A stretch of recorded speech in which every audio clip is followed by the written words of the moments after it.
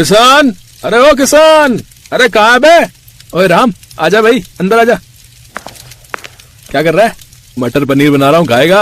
है सच में? दिखा तो जरा। अबे मूली की सब्जी और रोटी है। अबे हट, मूली की सब्जी कौन खाएगा? हम खाएंगे ना। और तुझे क्या लगा कि मैं सच में मटर पनीर बना रहा हूँ? हाँ, मुझे तो यही लगा था। अबे मेरे भोले चंद, हम गरीबों की किस्मत में मटर पनीर कहाँ? वो तो कभी कभार किसी की शादी में मिल गया तो खा लिया। हाँ यार, पिछली बार पन्नू की शादी में खाया था। सुनना, तू भी जल्दी से ब्याह कर ले यार। क्या कहा? ब्याह? क्यों भाई, तुझसे मेरी रईसी देखी नहीं जा रही है क्या? अबे तू ब्याह करेगा तभी तो मटर पनीर खाने को मिलेगा। अरे यार, मैं कहाँ से खिला पाऊंगा तुझे मटर पनीर? मेरी हालत तो तू देख ही रहा है। ले देकर बाबा का एक ही छोटा सा खेत तो है, बस उसी से काम चल रहा है। शादी करके क्या सुख दे पाऊंगा मैं किसी लड़की को? ये कहते हुए किशन अपनी टूटी फूटी झोपड़ी की तरफ देखने लगा। कोई नहीं भाई, तो देखना, कभी तो अपने भी दिन फिरेंगे। अच्छा, और अमीर बनकर क्या करेगा तू? भाई मटर पनीर की लाइन लगा दूंगा। सुबह मटर पनीर, दोपहर में मटर पनीर, फिर रात में भी मटर पनीर, और अगर रात में नींद खुल गई ना गलती से तो फिर से मटर पनीर। अबे बस कर, पूरी दुनिया के मटर और पनीर खत्म करके ही मानेगा क्या? नहीं यार, सच्ची में काश ऐसा होता ना कि एक जादू की छड़ी मिल जाती मुझे, कि बस घुमाऊं और मेरी हर मुराद पूरी हो जाती। जरा सोच के देख मेरे भाई, कितना बढ़िया हो जाता फिर तो। राम की बातों पर उसका बचपन का दोस्त किशन बस हंसता रहा। इसके बाद कुछ बोला नहीं। असल में किशन बहुत गरीब था, तो हालत राम की भी अच्छी नहीं थी। दोनों के खेत आसपास ही थे। कई साल पहले उनके पिताजी एक साथ खेती किया करते थे और अब वो दोनों भी ऐसा ही कर रहे थे। फिर उसी दिन दोपहर में जब दोनों दोस्त अपने अपने खेत समतल कर रहे थे। सुन किशन, अब की बार क्या बोएगा तू? गेहूं ही बोऊंगा भाई, गेहूं ही सही है। साथ में कुछ हो ना हो, रोटी बनाओ और प्याज नमक के साथ खा लो। क्या हुआ, हंस क्यों रहा है? मैं सोच रहा हूँ मटर पनीर बो देता हूँ। है? सही है। सुन, जब उग जाए तो मुझे भी बुला लेना, मैं भी खाने आ जाऊंगा। किशन भले ही पैसों से गरीब था, लेकिन था एकदम जिंदा दिल। कमाल तब हो गया जब उसके खेत में इस बार गेहूं की अच्छी पैदावार हुई। उसने कुछ गेहूं बेच दिए और बाकी अपने लिए रख लिए। फिर एक शाम। ओए कहाँ जा रहा है यार? बहुत दिन हो गए, नाना जी को नहीं देखा, तो बस उनसे मिलने जा रहा हूँ। अच्छा, कब लौटेगा फिर? 2-3 दिनों में आ जाऊंगा। इस बार थोड़ा रुक कर ही आऊंगा। किशन का ननिहाल उसके गांव से ज्यादा दूर नहीं था। 2 गांव छोड़कर ही उसके नाना और नानी का गांव था, जिसका नाम था चंबलपुर। अपने नाती को देखकर उसके नाना और नानी बहुत खुश हुए। और फिर नानी, गांव की हालत में तो कोई सुधार नहीं दिख रहा। कैसा दिखेगा बेटा? ना करने को कोई काम धंधा है और ना ही यहाँ की जमीन इतनी उपजाऊ है। हमारी तो जिंदगी जैसे तैसे कट गई। पता नहीं इन बेचारों का क्या होगा। हर घर में माँ बाप अपना पेट काट कर अपने बच्चों को खिला रहे हैं, और वो भी बच्चों को पूरा नहीं पड़ता। बड़ी गरीबी है बेटा, ईश्वर कृपा करे। चंबलपुर की हालत वाकई बहुत दयनीय थी। हर घर में गरीबी थी। लोग खाने के लिए कड़ी मेहनत करते थे, फिर भी उन्हें पर्याप्त खाना नहीं मिल पाता था। कुछ ऐसी ही तस्वीर किशन के गांव आनंदपुर की भी थी। पर ना तो किशन अपने गांव की हालत सुधार सकता था और ना ही चंबलपुर के लिए कुछ कर सकता था। 2 दिनों तक नाना नानी के पास रहने के बाद वो अपने गांव आनंदपुर आ गया। रात में उसने अपने लिए दाल रोटी बनाई और जैसे ही वो खाना खाने वाला था, तभी उसे बाहर से किसी की आवाज आई। कोई है क्या? प्रणाम बाबा। खुश रहो बच्चा, मैं कई दिनों से भूखा हूँ। पेट में अन्न का दाना भी नहीं गया, कुछ खाने को मिलेगा? हाँ हाँ बाबा, आइए ना, आप यहाँ बैठिए।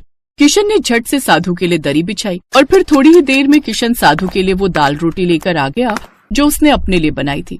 साथ में उसने प्याज भी रख दिया। साधु ने बड़े चाव से खाना खाया और जब उनकी भूख खत्म हो गई।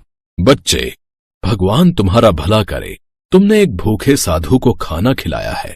वैसे नाम क्या है तुम्हारा? जी किशन नाम है मेरा। बेटा किशन, तुम्हारे लिए तो भोजन रखा है ना? हाँ बाबा, आप मेरी चिंता ना करें, मैं अपने लिए दोबारा बना लूंगा। किशन की बात सुनकर साधु बहुत खुश हुए। उन्होंने किशन के सिर पर हाथ रखकर कहा, तुम बहुत अच्छे लड़के हो, मैं तुमसे बहुत खुश हूँ। बेटा, मैं तुम्हें कुछ देना चाहता हूँ। नहीं बाबा, मैं खुश हूँ, मुझे कुछ नहीं चाहिए। किशन ने हाथ जोड़कर साधु से कहा, लेकिन तभी साधु मुस्कुराए और उन्होंने एक मंत्र पढ़ा और अगले ही पल एक बड़ी सी कढ़ाई उनके सामने थी। ये लो बच्चे, ये कढ़ाई आज से तुम्हारी है। नहीं बाबा, मुझे इतनी बड़ी कढ़ाई की जरूरत नहीं है, मैं तो अकेला रहता हूँ, मैं क्या करूंगा इसका। बच्चा, ये कोई ऐसी वैसी कढ़ाई नहीं है, मेरा मंत्र प्रसाद है। इसमें तुम सिर्फ पानी डाल देना और फिर जो चाहोगे वो पकवान इसमें बनकर तैयार हो जाएगा। इस कढ़ाई की वजह से तुम्हारी पूरी रसोई जादुई बन जाएगी और उस जादुई रसोई से तुम कभी किसी को भूखा नहीं लौटने दोगे। ये मेरा अटल विश्वास है तुम पर। साधु की बात सुनकर किशन की आंखें खुली की खुली रह गई। उसने फौरन साधु को प्रणाम किया और फिर पापा एक बात कहूं? बोलो बच्चा। मुझे ऐसी ही एक और जादुई रसोई चाहिए। लालच करना अच्छी बात नहीं है बच्चा। नहीं नहीं पापा, इस कढ़ाई से मैं आनंदपुर के लोगों को खाना खिलाऊंगा और दूसरी रसोई मैं चंबलपुर में बनाऊंगा। वो मेरे नाना नानी का गांव है, वहां बहुत गरीबी और भुखमरी है।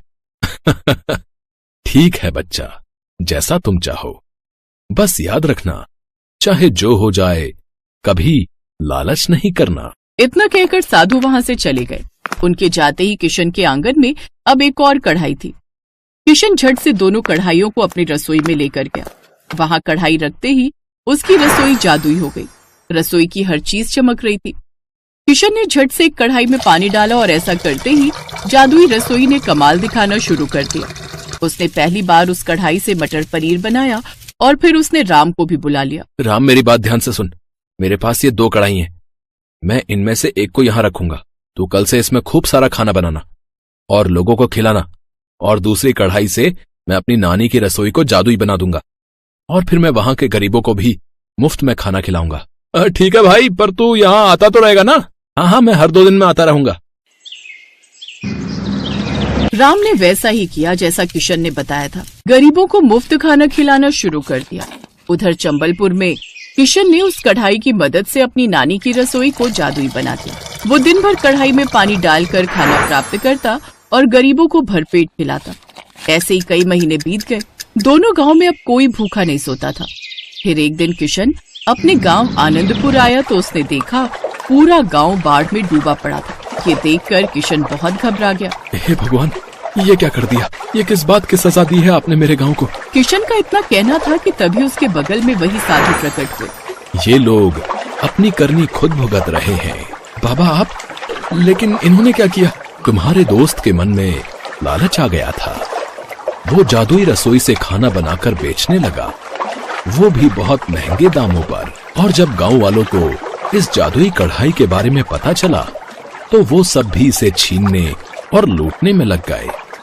बस इसी छीना झपटी में कढ़ाई का पानी नीचे गिर गया और इस गांव में बाढ़ आ गई। इन सब पर दया करें महाराज और इन सबको बचाने का उपाय बताएं। इन सबको माफी मांगनी होगी। हाँ, हम सब माफी मांगते हैं, माफ कर दीजिए साधु महाराज। ठीक है, मैं इस गांव को पहले की तरह कर देता हूँ। साधु बाबा ने फिर से एक मंत्र पढ़ा और अगले ही पल सारे गांव का पानी उनके कमंडल में समा गया। इसके बाद पूरे गांव ने कभी लालच न करने की कसम खाई और फिर सब ठीक हो गया। शीतल फोन पर बात करते हुए रोए जा रही थी। उधर से उसकी माँ उसे समझाते हुए चुप करवा रही थी।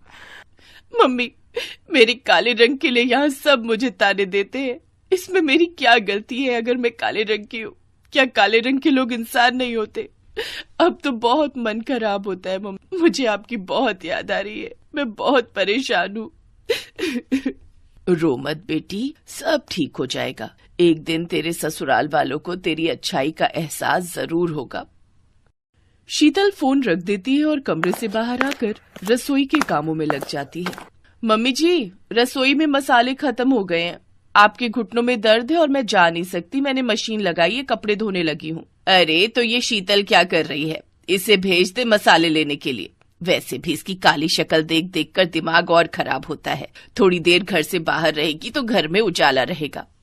शीतल, जाओ बाजार से रसोई के सारे मसाले खरीद लाओ। एक भी मसाला छूटना नहीं चाहिए। मैंने लिस्ट में सारे मसाले लिख दिए हैं। जी भाभी, मैं ले आती हूँ। हमारी ही किस्मत फूटी थी जो ऐसी काली बहू मिली। कोई ऐसा मसाला भी ढूंढ लाना जिसे खाने से तेरा रंग गोरा हो जाए।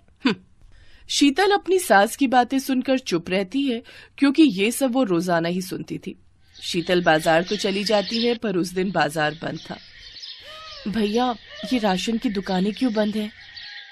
बहन जी, सोमवार सारी दुकानें बंद रहती हैं। अरे आज तो सोमवार है, मुझे तो ध्यान ही नहीं रहा। शीतल को तो ध्यान नहीं रहा, पर उसकी जेठानी और सास को ये बात अच्छे से पता थी।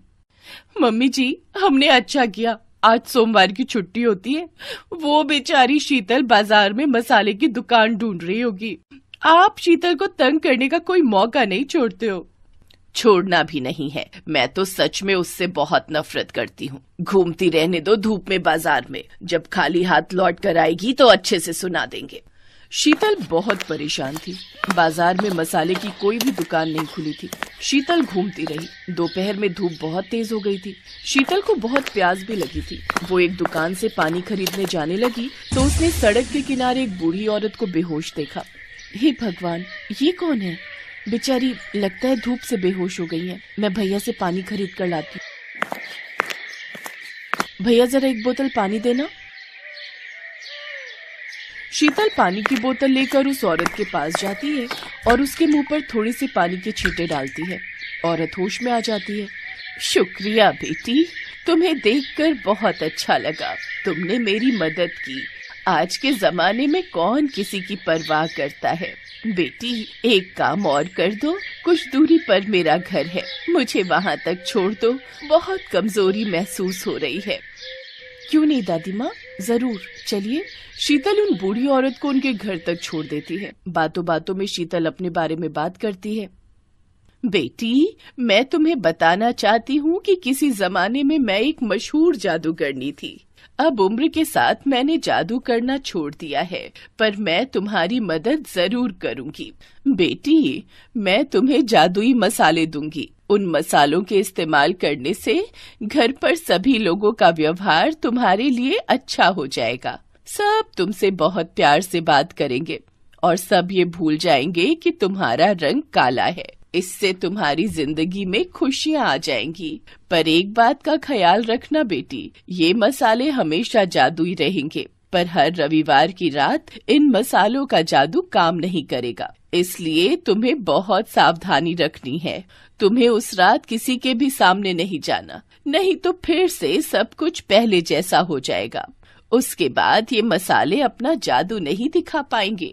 मैं ध्यान रखूंगी दादी माँ, आपका बहुत बहुत शुक्रिया। आपने मेरी सारी चिंता दूर कर दी। शीतल वो जादुई मसाले लेकर घर आ जाती है। मसाले इतने सुगंधित थे कि उसकी सास और जेठानी कुछ बोल ही नहीं पाए। उस दिन सब्जी में वही मसाले इस्तेमाल हुए और जादुई मसालों ने अपना काम करना शुरू कर दिया।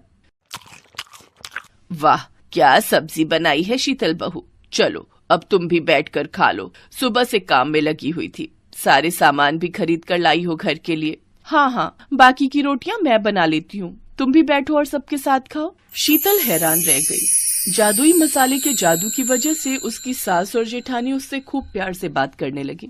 3-4 दिन तक ऐसे ही रहा, पर जब संडे आया तो शीतल को चिंता हो गई। आज तो संडे है, आज रात मुझे बहुत ध्यान देना है। ऐसा ना हो कि किसी को पता चल जाए। मैं कमरे में ही रहूंगी। शीतल, मैं और बड़े भैया रात को शादी में जा रहे हैं। हम सुबह तक लौटेंगे, तो माँ का ख्याल रखना। हाँ, आप चिंता मत करो। चलो अच्छा है, आज रात ये और भैया शादी में जा रहे हैं। मैं चुप करके सो जाऊंगी, किसी को पता नहीं चलेगा और कल सब कुछ फिर से ठीक हो जाएगा। शीतल को तसल्ली थी कि रवि और उसके जेठ दोनों शादी में चले गए हैं। शीतल ने सोचा वो अपने कमरे की कुंडी लगाकर सो जाएगी ताकि रविवार की रात आराम से निकल जाए। पर अचानक शीतल की सास अपने कमरे में से आवाज लगाने लगी। कविता बहू, जल्दी आओ, मेरी सांस घुट रही है। सास की आवाज शीतल ने भी सुन ली थी। वो भी जेठानी के साथ अपनी सास के कमरे में जाती है। सास की तबीयत बहुत ज्यादा खराब हो चुकी थी। शीतल को याद ही नहीं रहा कि मसालों का असर खत्म हो चुका है। मम्मी जी, चिंता मत करो, हम आपको अभी डॉक्टर के पास ले चलते हैं। ये लो, कर लो बात। जैसी शक्ल वैसी अकल। अरे इतनी रात में कोई ऑटो रिक्शा नहीं मिलेगा, ना ही कोई गाड़ी मिलेगी। भाभी, कार तो घर पर खड़ी है ना, हम अपनी कार से ले चलते हैं। हमें कार चलानी थोड़ी आती है। ये दोनों भाई भी घर पर नहीं है।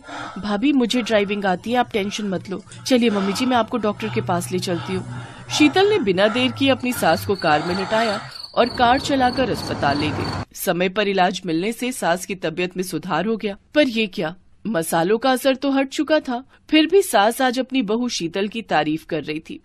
मुझे माफ कर दो बहू, मैंने हमेशा तुम्हारे काले रंग का मजाक उड़ाया, पर तुम तो सर्वगुण संपन्न हो। ये बात मुझे कल पता चल गई कि तुम हमारे लिए कितना सोचती हो। हम तुम्हें कितने ताने देते हैं, फिर भी तुम हमारी भलाई देखती हो। कविता, अपनी देवरानी से अब गलत बात मत करना। शीतल बहुत अच्छी है। हाँ मम्मी जी, अब नहीं करेंगे। शीतल, आई एम सॉरी, अब हम तुम्हारे काले रंग के लिए तुम्हें कभी ताना नहीं देंगे। शीतल खुश थी कि भले ही जादुई मसालों का असर खत्म हो गया, पर मुसीबत के समय अपनों के काम आकर शीतल ने सबका दिल जीत लिया। हेलो दोस्तों, कैसे हैं आप सब? हमारी